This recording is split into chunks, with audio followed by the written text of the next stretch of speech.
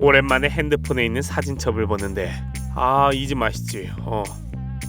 이 파스타도 잠깐, 이 훈남은 뭐지? 라고 생각하며 확대를 해봤는데 설마 이 점 나야? 그래서 그런지 거울만 보면 뭐야 이 돼지 한 마리는? 라는 생각이 들더라고요. 그래서 오늘부터 1일 3 브로콜리를 먹기로 했죠. 그런데 그냥 먹는 것보단 적을 알고 나를 알면 백전백승이라는 이순신 장군님의 말처럼 브로콜리에 대해 알면 좋을 것 같아 검색해봤는데 충격적인 기사가 있더라고요. 그래서 오늘 주제인 브로콜리 속 벌레에 대한 실험을 한번 해보도록 하죠. 여기 가까운 마트 두 곳에서 무작위로 브로콜리를 구매해 물에 불려놨습니다. 이제 한번 잘라보도록 하죠. 처음엔 설마 벌레가 있겠어? 라고 생각하며 자르려고 하는데 문득 든 생각이 이렇게 촘촘하면 진짜 안에 있을 수도 있겠구나 라는 생각이 들더라고요. 그래서 열어본 결과 클린합니다.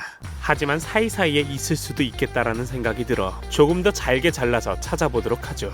살면서 이렇게 브로콜리를 이잡듯 뒤진 건 거의 처음인 것 같은데 제발 이라도 나왔으면 하는 심정입니다. 왜냐하면 이 실험을 진행할 때 저희는 벌레가 정말 많이 나올 줄 알았거든요. 그래서 예상 시나리오에서는 브로콜리를 자르는 순간 와우 벌레가 이 정도나 많습니다 라는 멘트를 꼭 하고 싶었는데 벌레가 이 정도나 없구나 라는 말을 뱉으며 전 아직도 브로콜리를 뒤지고 있습니다. 그렇게 브로콜리를 끝까지 뒤져본 결과 벌레가 없더라고요. 하지만 실망하기엔 이릅니다. 아직 저희에겐 하나의 브로콜리가 더 남아있으니까요.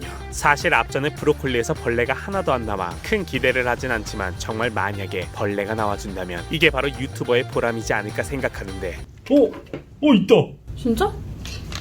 벌레입니다. 자세히 보면 번데기의 모습인 것 같은데 이 번데기 한 마리만 갖고 있어도 유튜브가? 이라는 생각이 들었지만 그래도 혹시 모를 다른 벌레가 있지 않을까 싶어 더 뒤져봤지만 안타깝게도 없더라고요. 하지만 지금부터 어머니의 언니의 사돈의 조카의 아들이 옆집 친구 현수한테 빌려온 현미경으로 관찰을 해보도록 하죠. 관찰은 보라가 맡아줬는데 현미경으로도 보고 곤충을 공부한 사람으로서 얘기하자면 이건 번데기입니다. 인터넷에 퍼져 있는 것처럼 많은 벌레를 발견하지 못했지만 브로콜리가 아무래도 여러 개의 작은 꽃봉오리가 빽빽하게 뭉쳐있는 구조로 되어 있다 보니 손으로 분리하기도 힘들었고 실제로 여기에 알을 품은 벌레 한 마리가 들어가 알을 무더기로 놔도 잘 안 보일 것 같더라고요. 특히 브로콜리 꽃봉오리 부분은 기름막으로 덮여 있어 흐르는 물에 씻어도 안쪽까지 씻기지 않기 때문에 흐르는 물로만 씻으면 벌레가 그대로 남아있을 수 있어 나도 모르는 새 단백질을 먹는 일이 벌어질 수 있다고 해요. 그래서 초장에 찍어 먹나? 라는 생각이 들 수도 있는데 실제로 미국 식약청은 식품을 가공하는 과정에서 불가피하게 벌레가 들어갈 수 있고 이건 건강에 큰 위협을 가하는 수준이 아니기 때문에 파스타, 초콜릿, 건포도 등에 들어가는 벌레 조각들을 딱히 규제하진 않는다고 발표했습니다.